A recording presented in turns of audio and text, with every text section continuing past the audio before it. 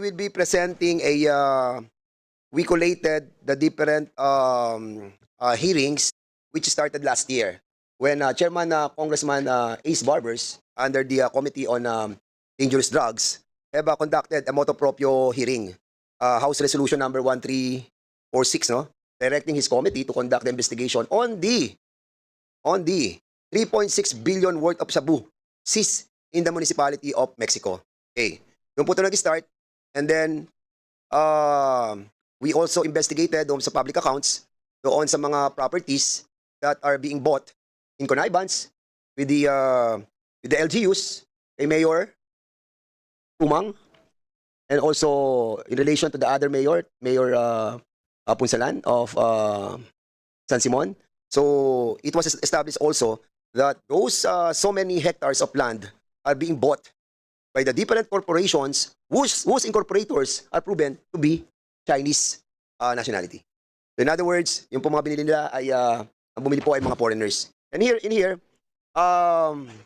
we will be showing yung pong matrix na nabuo ng tatlong committee on Dangerous Drugs, Committee on Public Accounts, and the Committee on Public Order during our investigation. It's not only the criminal activities of Pogo and the corporations that was established by the different Chinese nationalities, Chinese people, but there was also drugs involved. And this is the matrix that we wanted to show to everybody. Okay, so please show yung ating matrix, yung tinawag nating dim. Madilim ang ating paligid. Dahil meron pong drugs, merong criminal activities, ginamit ang Pogo, ginamit ang corporations. These are the connecting matrix that we have established. Lahat po ng blue nito, interconnected sila, intertwined with each other. This Eddie Yang, who is an incorporator of the Empire 999 Realty Incorporated, which was established doon po sa hearing ni Congressman Chairman Ace Barbers, owns the warehouse. Yung korporasyon na yan po may-ari ng warehouse kung saan nakuha ng PIDEA ang 3.6 billion na worth ng shabu. And this Eddie Yang and Willie Ong and Jack T. Yang na incorporators ng Empire 999, ngayon po ang kanilang mga passport were already been revoked. Eddie Yang din po ay incorporator. Kaya makikita niyo po yung blue na established po yung connection hanggang dito sa dulo, mamaya papakita natin. Eddie Yang also is an incorporator who happens to be incorporated with Yang Hua Wang, who is also an incorporator of Yatay International. Yang Hua Wang, with his wife, Tai Jiru, is connected with the Omni. Si Yang Hua Wang, kasama niyang incorporator si Lincoln Uy Ong, who happens to be an incorporator of Parmali. So yung Parmali po, si Lincoln Uy Ong, kasama niyang incorporator si Gerald Cruz, who is a shareholder of Brick Parts Technologies, a support provider of Sean Wei Technologies, Pogo owned by Wei Sean Lim, na involved sa Cavite raid of shabu in 2003. Ang financer sa Parmali is Michael Yang, who happens connected with Lincoln Uy Ong. Pamangkin, yes. Dito po sa baba, makikita po natin, baba uli. Baba, hindi. Taas pala. Taas pa.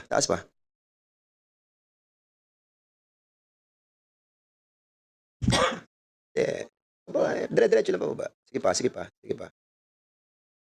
Yan, okay. Alright.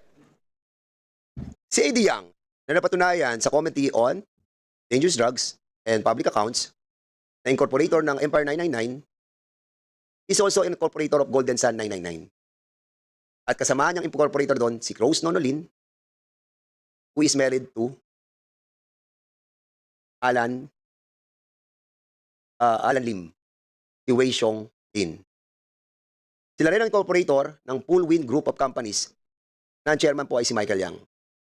Together, now, with the brother, Hong Jiang Yang, the brother of Michael Yang, who is also an incorporator of Pili State Group Corporation. So kasama si Rose Nonolin, kasama si Yang Hong Jiang, na kapatid ni Michael Yang, at si Hong Ming Yang, who we believe that is also Michael Yang. But dito po sa Piley Holding Corporation, sila na naman po magkakasama. Si Rosnono Lin, si Wei Xiong Lin, aka Alan Lim, and Hong Ming Yang, aka Michael Yang. Now, ano ang relasyon nila sa Pogo? Baba po natin.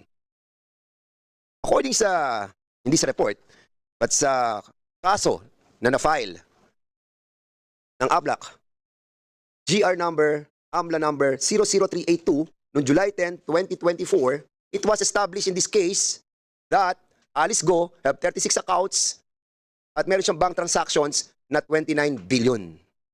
And according to this case, which is a public document, we were able to get that Hong Jing Yang, the brother of Michael Yang, transaction niya si Alice Go with a 3.3 billion na pumasok po sa account nila. So in other words, may mga umikot na pera sa account ni Alice Go at sa account ng kapatid ni Michael Yang na si Hong Jiang Yang. Now, anong relasyon sa Porac? Because Cassandra Leong at si Wesley Go, ito, hindi pa natin masyadong establish, but according to the report, sila po ay mag-boyfriend. But, of course, we need to establish more about the relation between Alice Go and the Cassandra Leong with his brother, Wesley Go. Now, ang tanong, yung 29 billion na umikot sa pera o sa bank accounts ni Alice Go and sa bank accounts ni Ho Jing Yang, na brother ni Michael Yang, na 3.3 billion, ay hindi po natin alam kung saan nanggaling yung perang yon at saan pumuntang transaksyon. Only the AMLAC knows. But in relation to this case that was filed, dito po lumalabas that there are those bank transactions and money na umikot po. And considering that these people is connected with Michael Yang and Eddie Yang, then somehow we can connect the dots. Unfortunately, hanggang dito lang tayo mga kasama sa ngayon. And the instruction to all of us is to ferret out the truth and to find out this linkage of the involvement of drugs. And that's the reason why Chairman Ace Barbers is still here, and Chairman Caraps, and even Chairman Acop, and also Chairman Abante, who happens to be the Chairman of the Human Rights, and Chairman Perer, because we wanted to find out the truth that drugs is already involved in the operation of Pogo. Because come to think of it, 29 billion, si Alice Go pa lang yun. Mr. At Chair, umikot sa kanyang 36 accounts. Mr. Chair, So what more to the others? Okay, Congressman gusto ko lang malaman Abante. kung ano ang ginawa ng SEC. Well, SEC. Congressman, Chairman, because yung issue yon was established in the committee of Chairman Paduano. The best person to answer that is Chairman Paduano. Please, Chairman Paduano. Thank you, Mr. Chairman. With regards, maganda na rin po, tinanong ni Chairman Abante, no? But first and foremost, I would just like to clear na hindi naman lahat ng mga pangalan dito is involved, no? Sa drugs ba o Pogo. Kaya lang may mga interconnection in different corporations.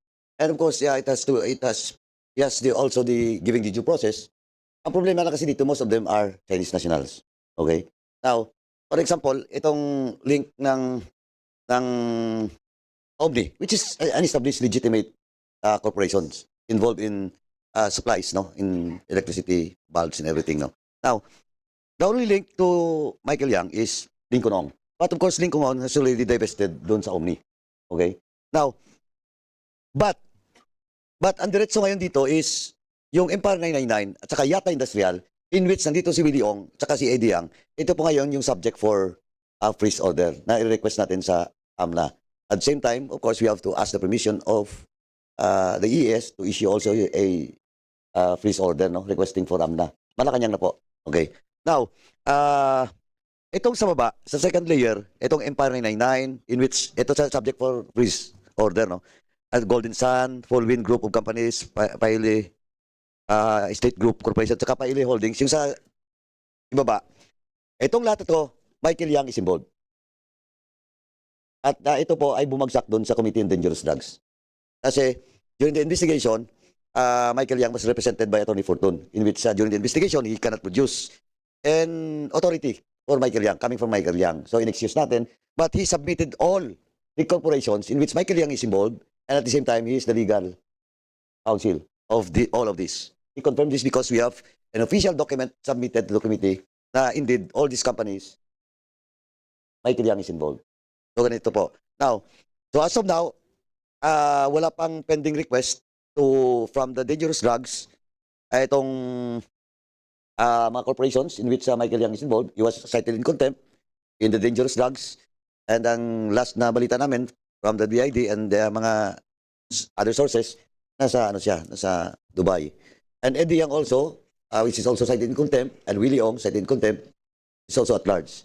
And considering that LGUs is involved here, the Mayor of Mexico Pampanga, Mayor Tumang, naka-hold departure, pero nakahingi ng ng clearance from Sandigan.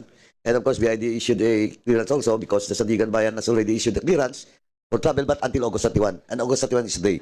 And just a while ago, we asked BID kung the status of the arrival of Mayor Tumang. Kasi balita, ang first na arrival niya, nung the first travel going out of the country is Qatar. So malapit-lapit sa Dubai yun. And I doubt if Mayor Tumang will go back in the country. Okay? Because he has a pending case. May dalawang dismissal case na. This was affirmed by the CA.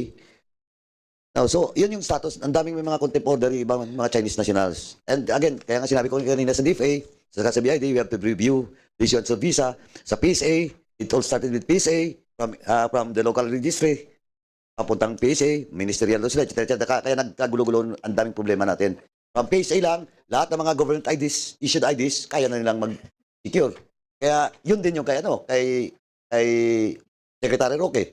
Because during this signing of the contract, nandun daw, nagpakita daw ng ACR, saka yung passport and everything. But of course, I will ask the Secretary Roque na lang on the next hearing kung yung mga details doon because we want to see kung etong mga to, kasi interconnected na to kasi, for example, the property of Empanay, which is also subject to for freezing.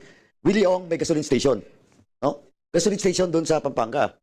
Hindi nga Petron, hindi Petron, yung mga local, no? Pero there is one transaction, of course, from the AMLA, from Isabela, pumasok doon ng pera. Which is around mga 120 million. So, a very small gas station, pinasukan ng pera, which is 120 million. So, pati money laundering, they're doing it now. And in fact, there is also a case in Isabela, na dalawang Chinese national, of course, PSA na naman, legislation, bumili ng property, nagpatayo lang ng maliit na, hindi pa tapos na warehouse, nag-loan, land bank pa at saka isang private banks, tapos tumakas. So, kaya nga, sabi ko kanina, the question of Dennis Cunanan, nung tinanong ko kung for an executive session, because I believe the issue now, POGO, drugs, buying properties, sanctioned with government, falsification of documents, it's all about national security. And most of them involves Chinese nationals. Mr. No? Chair. So, Mr. Chairman, the pending now is, sa question mo, Chairman, balikan ko lang, the pending now is all the companies that was submitted by Attorney Fortune doon sa dangerous drugs, and of course the company in which the brother of Michael Yang, which is Hong Jiang Yang, should be subject to freezing. But as of now, Yes, wala pa po. if I may, because the account of Alice Go, the 36 accounts were already freezed by the AMLAC. And that's the reason why nakita nila yung kay Hong Jing Yang na account ng brother ni Michael Yang, which have a bank transaction of exactly 3.299 billion. And now, ang tanong, ano yung exit and entrance ng pera doon? Now, hindi natin alam yun. Alam yun ng AMLAC. And unfortunately, wala na po yung AMLAC at wala na po tayong oras today. Andiyan na AMLAC? Ay, sir, sorry. Andito po kayo. So, will you confirm this case that you have filed? GR number, what's that? Wait. Will you confirm that case that I mentioned a while ago? Yes, sir. Good evening. Yes, go ahead. AMLAC does confirm that we have filed a petition to freeze and to inquire. And there was like 36 accounts by Alice Go that was freezed by the court? Around that number, sir. Dapat alam mo yan. 36 accounts with the 29 billion bank transactions kay Alice Go. Nandito yan sa case that I've gotten. Same number that appears in the CA. Are you in liberty to tell us? Or you are under the AMLA law Yes, sir. about Section, the entry and the exit of those kanino ba napunta yung malaman po natin kung galing sa drugs? Halimbawa, si Eddie Yang ba? Nagbigay ng pera kay Hong Jing Yang? Things like that. Kasi account yan eh. And we can find out who owns the account, correct? Sir, with respect to the Guo case, may I be excused from disclosing specifics? Because under Section 8 of the AMLA, We know. So, Mr. Chair, yes. you could be able to call for executive session. and we will. This one. in the next, probably in the next few days, we'll be asking for a briefing for us to Also, find out the veracity or yung, kasi ano to huge yung problem nito kung galing talaga sa drugs to. We're not saying that it came from drugs, but somehow kung makikita mo yung link, that these all, mga incorporators nila, magkaka-intertwined, then there is something going on in here. And these are only 10 companies that we're talking about. 10 companies with 14 people that interconnected. Kaya nga, nung pinag-aaralan namin, ng mga members, so we have decided that we need to do a matrix about this because it just happened from a motu proprio from the dangerous drugs and a hearing on the resolution filed by SDS, and then in the Pogo investigation, we just come out with all this result of the investigation, and we don't know yet, and that's the reason why we need a briefing from AMLAC. Sir. Yes. Congressman Karap has said that Michael Yang is in Dubai. No, there is a rule in Dubai that you could be able to buy a property there, and they will give you a permanent visa. So therefore, Michael Yang could stay there permanently because of that. Not only Michael Yang, including his brother, including all of those, because they have money. They could be able to buy a condo, a property in Dubai, and they would be issued a permanent visa. Perhaps we could be able to also connect ourselves with the UAE about that, Mr. Chair. Kaya nga, if this Pogo is being used to hide the money of that coming from drugs, then ang laki po talaga ng problema natin. And basically, kanina po kay kay Chairwoman Andrea Domingo, and failure tayo doon sa audit platform system, di ba? Somehow hindi natin monitor kung ganitong klase ng transaction that we will never find out unless that AMLAC, with the coordination of the different banks, can open these transactions. Chairman. Yes, Congressman. Lastly, siguro kung wala na pong last, Congressman Anyway, Chairman, ganito Paduano. po. In line with the manifestation made by Chairman Abante. Chairman, nandito po ang DFA, di ba? DFA, nandito pa ba? DFA? Yeah, DFA. Oo nga, sorry, Congressman Paduano, they left already because it's already 6:30. Anyway, Chairman, can we ask, two letter na po, can we ask them, what will be a possible legal remedy on those persons that is now abroad, which is a pending Sino tinatanong natin, DFA? Yeah, DFA. Yung question of the legal remedy, that's like what we did with the spouses Pangilinan, which is now in the US. Okay, that will be the last Okay. query. Isa pa, Chairman. Sige, DFA. And, wala Wala na pala. Sige, So sorry. letter na lang po. That's why I'm asking for the chair to write a letter na lang po para sa next hearing. At least they have already prepared for that question. No? Now, ang last na lang po, yung question ng sa BID.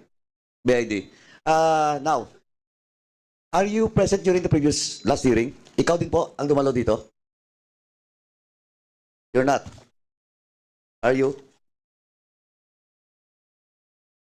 Mic mo. Last microphone. Turn on, Your Honor. Ayan na. Ayun, okay. I last attended yung first hearing, Your Honor, but First hearing. during the Okay, second, anyway. Nasusundan mo na po. Ngayon, Chairman Dan Fernandez, show the matrix. Nandun na po yung list of persons, additional list. No? Now, yung iba kasi doon, may record na ang BID. And some of the records was submitted to my committee sa public accounts, and some records of those Chinese national, some of them claiming to be Filipinos, may record na rin po sinabit ang BID doon sa dangerous drugs. But most of the names sa ngayon ay wala pa po. No, now, BID, will you, Mr. Chairman, can we direct the BID to submit the travel records of all those persons mentioned? And in that travel order, travel records, please specify if they're holding a Chinese passport or Filipino passport. Okay, the BID is now directed to reply with all the documents in the query of Congressman Paduano.